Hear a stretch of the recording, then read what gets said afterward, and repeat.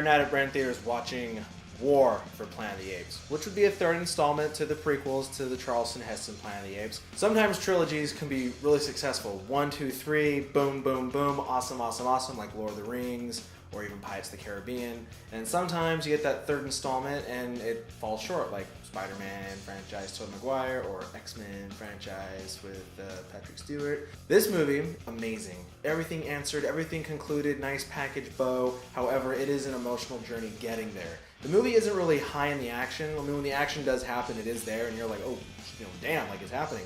But it's more of a personal story. It's more of an emotional story, and that's what drives this forward. And that's what I love about it. It's not like we're gonna throw mindless action with maybe a minute of something else, then mindless action, and by the time you get to the end of it, it's like Transformers 3, and you're like, oh my god, dude, just enough with the explosions. Nope, the exact opposite. So with that, I appreciate it. Now, the thing about this series of movies is it's funny because I remember enjoying the last couple movies in this franchise, like really enjoying them. I even reviewed one of them on this channel, but I don't remember a lot of details from it. But, just like the movies in the past of this series, I enjoyed this movie as well. It was very well done, very well written. I was extremely impressed with the dialogue. It got almost Shakespearean at times. Some of the drama that was going on in this movie, I was super impressed. Whenever you can take a moment with two completely CG characters that aren't even human and somehow make an emotional connection with the audience so they're tearing up, that is success. That is amazing. What a feat of filmmaking. I'm extremely impressed by this. As far as a reboot series is concerned, this one has really high standards. They've done a really good job as far as the visual effects, making things look more true to life than, we won't talk about certain 2001 reboots as well. Those are things that aren't spoken about here. But in this particular case, it's more of the same.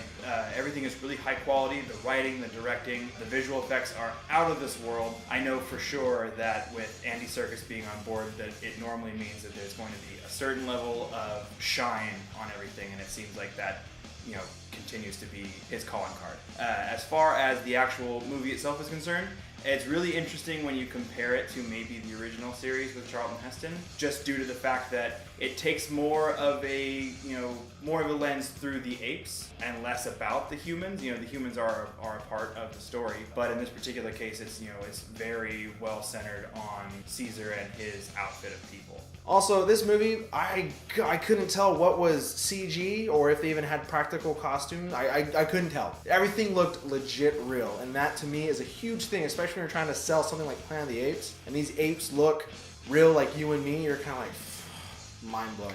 Applaud right there. Caesar kills it. Andy Serkis playing that. Oh my god, dude, that dude, he's like a Swiss Army knife of acting. He does this and this, and you realize he was going for Lord of the Rings, and he's doing this, and he's in Star Wars, and he's in Marvel. Dude's just in everything. My god. Villain though, Woody Harrelson, I like, he's the villain, but at the same time, it's like, are you the villain? Because kind of what they did with you, like, you start off really strong. You're like, got it, and then it kind of does this.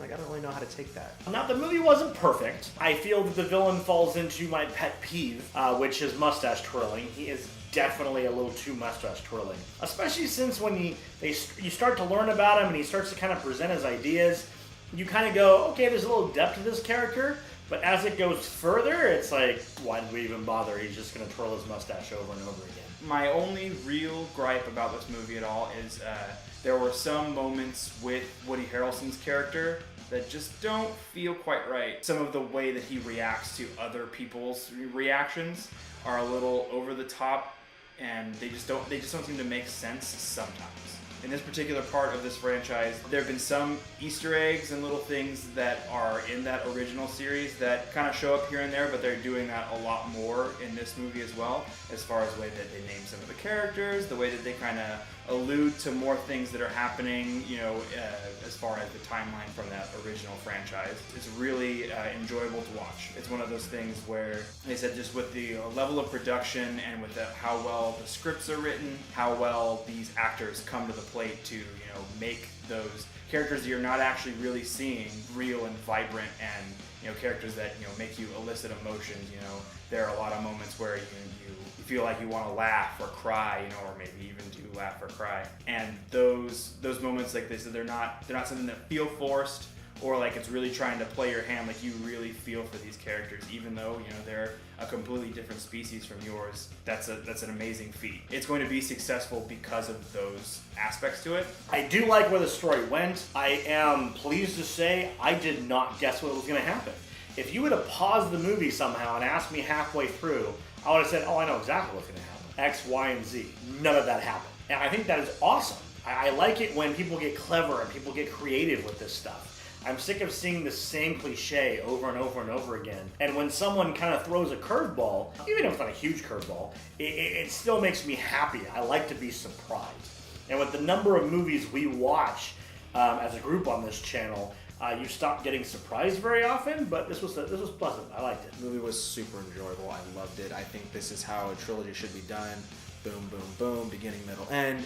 Everything's conclusive. It does throw a lot of callbacks to the original with Charlton Heston. It does kind of fill in some of those gaps that you might have forgot about or thought about. I don't want to go into too much more detail and give things away, but it's worth seeing. I absolutely recommend it. It even has comedy. When things kind of get to a low point and you're kind of like down, there is a little comedy perk joke that kind of brings your spirits back up. And I like when movies do that. They kind of fill the room like, okay, this is kind of heavy. Let's lighten the mood a little bit, and we'll bring him back down, but we'll bring him back up. I will say that this movie is super dramatic and very emotional. So going into this movie, do expect good action, but also expect an emotional roller coaster. There's going to be moments where you're going to get sniffled up. There's going to be moments where your eyes are going to water. Don't sweat it. It's a natural progression of the story of this movie. It's very personal. It's very emotional. And I dig that. The thing with these movies that is neat is you have the visual spectacle, which you expect in a CG-driven movie like this, with Andy Serkis as Caesar and the amazing special effects that made him look like he's a real ape. But then you also have the script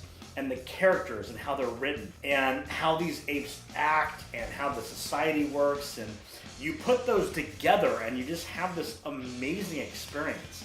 And I feel that was the case with all the movies going back. The first one wasn't the most wonderful, but all of them were good in their own way. Overall, like I said, this movie was enjoyable. It's one that I'll more than likely see in theaters again.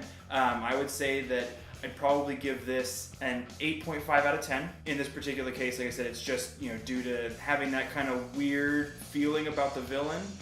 Other than that, like I said, it's a great franchise up to this point. It's very successful and for a reason. This is an excellent way to end the series. I don't necessarily agree with everything they did at the end, but I kind of understand why they did it. But it's a good end of the series. I walked away from this movie going, I like how they ended it. I don't really have a big issue with it. Even though I would have made a couple of different choices, I feel like they really gave it the respect it deserved. And I think that's really important. A lot of times when you have these 4 or 5 movie franchises, you get to the end and they just can't seal the deal. They can't make the ending big enough to justify the series, but they did a good job. I'm going to give this movie a 9 out of 10. If you enjoyed any of the past movies or are just intrigued by the concept of 2 factions that are at war and kind of the emotional and intellectual concepts that happen during that, this is a different take on it, and I really enjoyed it. Being someone that had never seen the original Planet of the Apes movie, and still hasn't, I really enjoyed this series. And for what I'm hearing, it did a lot of justice, which is awesome.